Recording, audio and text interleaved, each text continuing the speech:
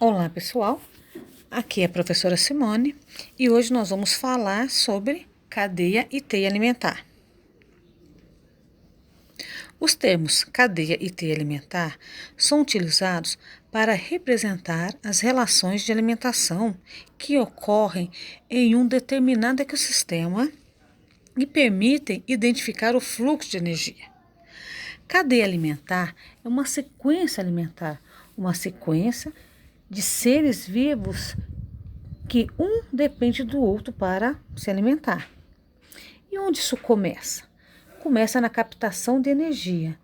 Todos os seres vivos necessitam de energia para a sobrevivência, né? Mas quem consegue captar essa energia?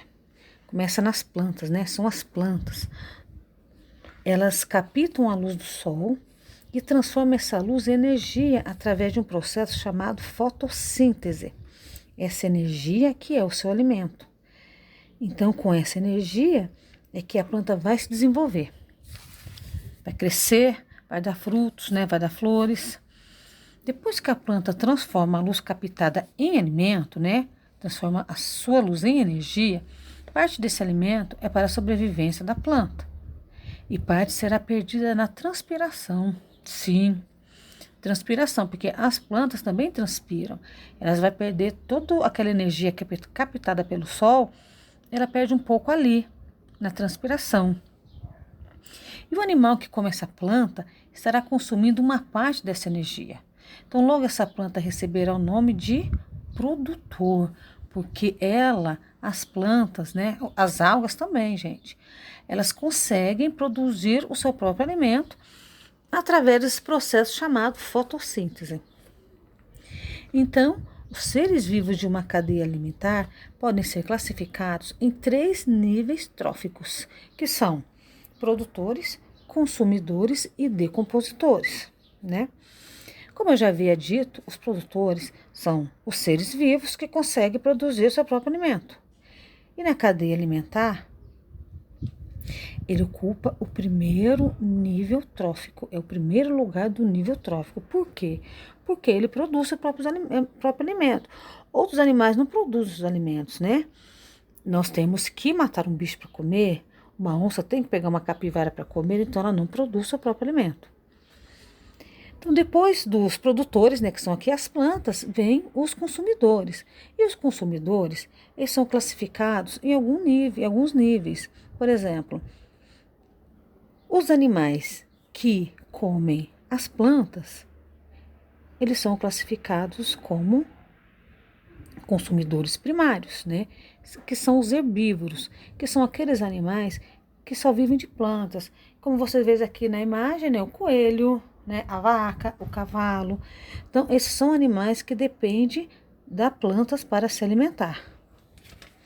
Então, quando eles comem essas plantas, eles estão absorvendo uma parte dessa energia, que foi a energia tirada da planta, que a própria planta produziu. Logo no nível trófico, eles estão em segundo lugar, porque eles são os primeiros a comer essa energia. Primeiro, quem fabrica essa energia, que são as plantas, e depois, em segundo lugar, quem come diretamente essas plantas, que são esses animais herbívoros. Logo, em segunda vem os consumidores secundários, que são os animais carnívoros. Esses animais, eles comem os herbívoros, os animais que dependem da planta para sobreviver. Logo, eles estão classificados como consumidor secundário, né? E na cadeia de nível trófico, ele está em terceiro lugar. Por quê? Porque ele se alimenta do consumidor primário, que está no segundo lugar do nível trófico, que o primário se alimenta dos produtores, diretamente dos produtores. Em seguida, vem o consumidor terciário, que são os animais carnívoros que se alimentam de outros animais carnívoros. Então, o consumidor terciário, ele está na 4ª posição do nível trófico.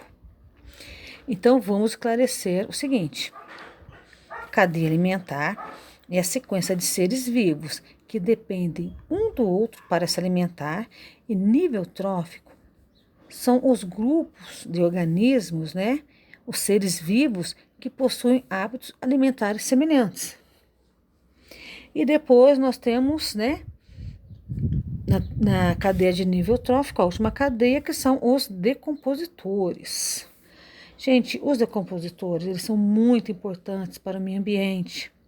Eles se alimentam da matéria orgânica morta, né, como, por exemplo, os restos animais, os restos vegetais mortos, fazendo com que todo o mineral que estava no corpo daquele organismo morto volte para o solo, enriquecendo o solo novamente, né, que será aproveitado depois, né, por uma sementinha que irá crescer e nascerá uma planta. Então ele vai virar aí um adubo, ok? E teias alimentares, né? Bom, teias alimentares são várias cadeias alimentares conectadas. Ela significa a diversificação de alimentação. Vou dar um exemplo para vocês. Por exemplo, um animal que está aqui, por exemplo, a zebra, que está aí na imagem, ela não vive só de um único tipo de planta. Ela pode comer verduras, ela pode comer gramíneas, folhas de árvores, porque raramente você vai ver na natureza um animal que vive unicamente de um tipo de alimento. Então existe aí a diversificação. A coruja, por exemplo, ela come coelho, ela come o rato, ela come as baratas. Essas setas aí estão identificando essa teia, essa diversificação, ok? Então é isso, gente. Até a próxima aula.